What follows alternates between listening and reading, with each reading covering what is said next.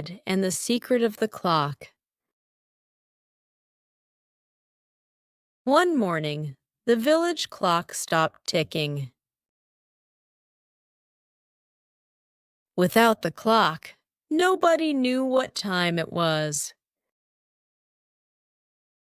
I'll fix it. said Ed, the little robot. Ed entered the clock tower and gasped. Aha!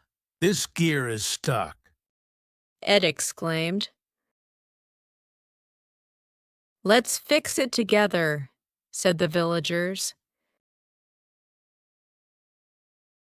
With a loud tick, the clock started again.